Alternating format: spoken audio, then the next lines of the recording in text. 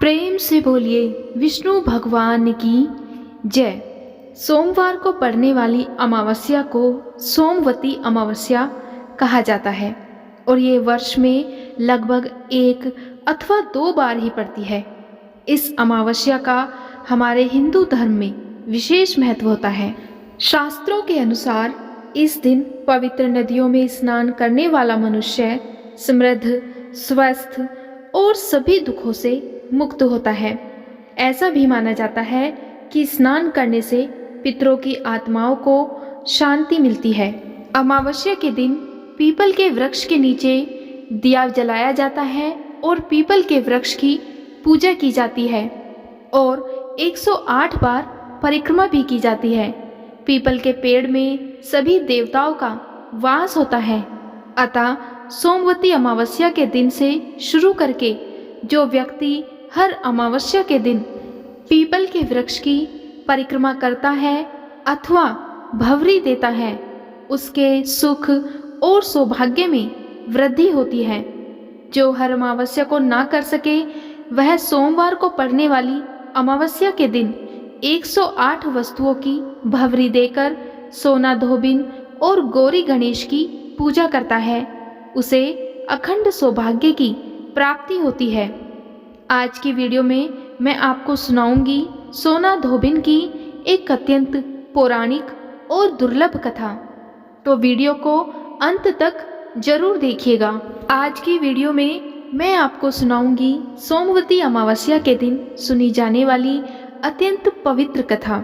वैसे तो सोमवती अमावस्या से संबंधित अनेक कथाएं प्रचलित हैं। परंपरा है कि सोमवती अमावस्या के दिन इन कथाओं को विधि पूर्वक सुना जाता है। एक पौराणिक कथा के अनुसार एक गरीब ब्राह्मण परिवार था, जिस परिवार में पति पत्नी के अलावा उनकी एक पुत्री भी थी। उनकी पुत्री धीरे धीरे बड़ी होने लगी। उस लड़की में समय के साथ साथ सभी स्त्रियोचित गुणों का विकास हो रहा था। वह लड़की अत्यंत सुंदर, संस्कारवान एवं गुणवान भी थी, लेकिन गरीब होने के कारण उस लड़की का विवाह नहीं हो पा रहा था। एक दिन ब्राह्मण के घर एक साधु महाराज पधारे, जो कि कन्या के सेवा भाव से काफी प्रसन्न हुए। कन्या को लंबी आयु का आशीर्वाद देते हुए साधु महाराज ने कहा कि कन्या की हथेली में विवाह के योग्य रेखा नहीं है।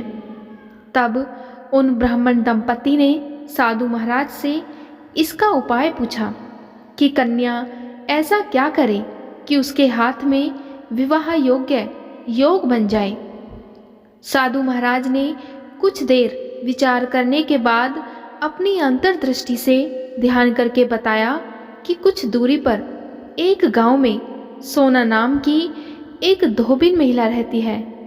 वह महिला अपने बेटे और बहू के साथ रहती है, जो कि बहुत ही आचार विचार और संस्कार संपन्न तथा पतिपरायण महिला है। यदि यह कन्या उस महिला की सेवा करे और वह महिला इसकी शादी में अपनी मांग का सिंदूर लगा दे, उसके बाद इस कन्या का विवाह हो तो इस कन्या का वैधव्य योग मिट सकता है। साधु महाराज ने बताया कि वह महिला कहीं आती जाती नहीं है। यह बात सुनकर ब्राह्मण दंपति ने अपनी बेटी से धोबिन की सेवा करने की बात कही।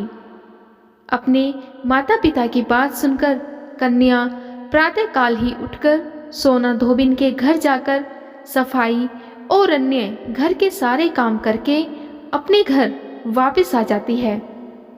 सोना धोबिन अपनी बहू से पूछती है कि तुम तो प्रातः उठकर सारे काम कर लेती हो और पता भी नहीं चलता।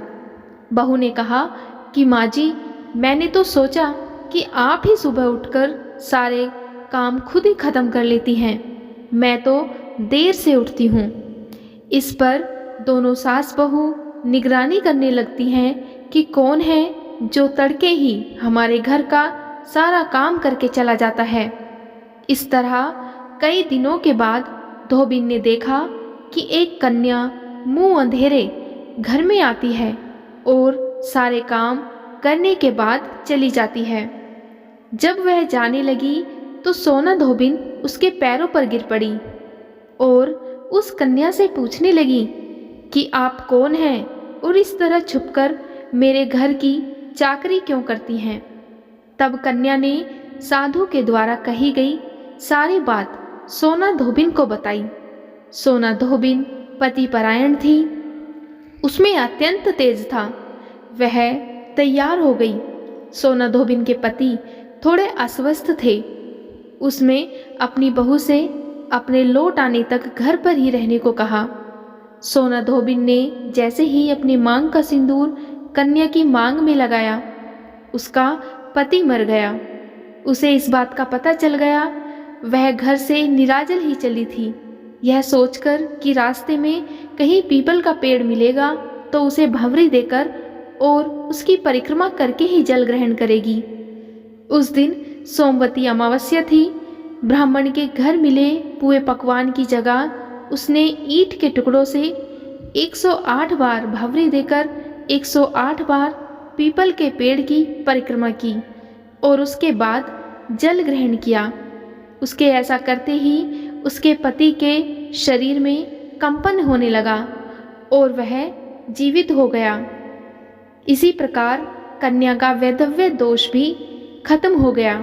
इसी प्रकार तभी से विवाहित स्त्री द्वारा इस दिन अपने पतियों के दीर्घायु कामना के लिए व्रत का विधान है। इस दिन मौन व्रत रखने से भी सहस्त्र गोदान करने का फल प्राप्त होता है। इस दिन पीपल के वृक्ष की दूध, जल, पुष्प, अक्षत, चंदन इत्यादि से पूजा की जाती है और पीपल के वृक्ष के चारों ओर 108 बार धागा लपेटकर परिक्रमा करने का विधान होता है। और कुछ अन्य परंपराओं में पीपल के वृक्ष को भंवरी देने का भी विधान होता है। धान, पान, खड़ी हल्दी को मिलाकर उसे विधि पूर्वक तुलसी के पेड़ को चढ़ाया जाता है। और इस दिन पवित्र नदियों में स्नान का भी विशेष महत्व समझा जाता है। कहा जाता है कि महाभारत में भीष्म ने युधिष्ठिर को इस दिन का महत्व समझाते हुए कहा था कि इस दिन पवित्र नदियों में स्नान करने वाला मनुष्य समृद्ध, स्वस्थ और सभी दुखों से मुक्त होता है। प्रेम से बोलिए भोलेनाथ की जय, माता पार्वती की जय।